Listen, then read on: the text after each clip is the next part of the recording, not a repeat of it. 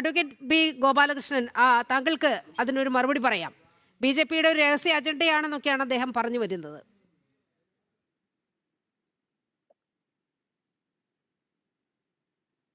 BJP ഒരു ദേശീയ പാർട്ടിയാണ്, ദേശീയതയിൽ വിശ്വസിക്കുന്ന പാർട്ടിയാണ്.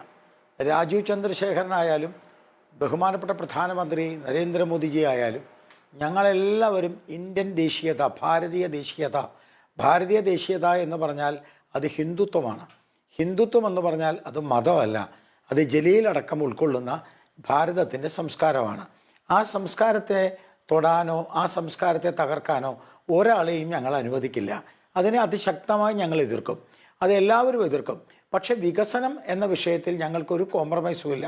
അത് ബഹുമാനപ്പെട്ട പ്രധാനമന്ത്രി സബ്കാ സാത്ത് സബ്കാ വികാസ് എന്ന് തന്നെയാണ് പറയുന്നത്. എല്ലാവർക്കും ബഹുമാനപ്പെട്ട പ്രധാനമന്ത്രിയുടെ വികസന കാര്യങ്ങൾ ഈ നാട്ടിലെ മുഴുവൻ ജനങ്ങൾക്കുമാണ്. ആ വികസന താല്പര്യമാണ് ബഹുമാനപ്പെട്ട കേരളത്തിലെ ബി.ജെ.പിയുടെ പ്രസിഡന്റ് ശ്രീ രാജീവ് ചന്ദ്രശേഖർജി ഉയർത്തിയിട്ടുള്ളത്. ഞങ്ങളെല്ലാവരും ആ വികസനത്തിനെ അദ്ദേഹം ഉയർത്തിയതും ബഹുമാനപ്പെട്ട നരേന്ദ്രമോദിജി കൊണ്ടുവന്നിട്ടുള്ളതുമായ വികസനം കേരളത്തിൽ ഉണ്ടാവണം എന്ന് തന്നെയാണ് ആഗ്രഹിക്കുന്നത്. പക്ഷേ വികസനം ഉണ്ടാവണം എന്ന് പറയുന്ന സമയത്ത് അപ്പുറത്ത് ഇതേപോലെയുള്ള തെമ്മാടികൾ മതപരിവർത്തനം നടത്താൻ വേണ്ടി പെൺകുട്ടികളെ അടിച്ചു മാറ്റി കൊണ്ടുപോകുമ്പോൾ അതിനെ എതിർക്കേണ്ട ചുമതലയും ഞങ്ങൾക്കുണ്ട്. അതിനെ ഞങ്ങൾക്ക് മാത്രമല്ല, ജലീലിനുമുണ്ട്, കേരളത്തിലെ പൊതുസമൂഹത്തിനുമുണ്ട്, കേരളത്തിലെ എല്ലാ മാധ്യമങ്ങൾക്കും ഉണ്ട്. ഞാൻ ഒരിക്കൽ കൂടെ ഇന്ന് ഈ ജനം ചാനലിനെ അഭിനന്ദിക്കുകയാണ്.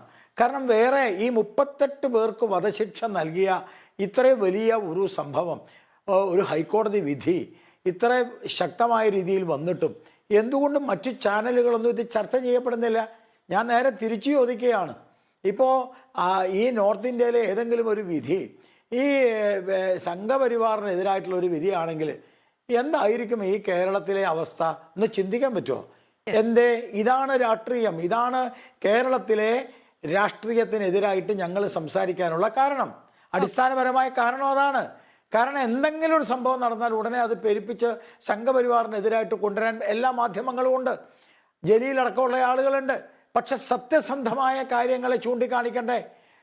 ഒരു ബംഗ്ലാദേശി ഭീകരവാദി ഈ പത്തനംതിട്ടയിൽ സ്വൈരവിഹാരം നടത്തി, കേരളത്തിലെ ഒരു ചാനലും കൊണ്ടുവന്നില്ല, ജനം ചാനലാണ് കൊണ്ടുവന്നത്. അയാൾ ഭീകരവാദി അല്ല എന്ന് പറയാൻ വേണ്ടിയായിരുന്നു പല ആൾക്കാരും ശ്രമിച്ചത്. പക്ഷേ അയാളുടെ പ്രൊഫൈലിലെ ചിത്രം എന്താ? ഭാരതത്തിന് നേരെ, ഇന്ത്യയുടെ മാപ്പിന് നേരെ വെടിവെക്കാൻ വേണ്ടി നിൽക്കുന്നതാണ്. അയാളെയൊക്കെ എങ്ങനെയാണ് ഈ വെള്ള പൂശുന്നത് കേരളത്തിൽ? അതിനെ ഞങ്ങൾ തീർച്ചയായിട്ടും എല്ലാവരും എതിർക്കും. തീർച്ചയായിട്ടും നമുക്ക് വികസനം ഉണ്ടാവണം. ഇത്തരത്തിൽ ഒരു നിലപാടെടുത്തുകൊണ്ട് ഈ വിഷയം ചർച്ച ചെയ്യണം എന്ന് തീരുമാനിച്ചത് തന്നെ.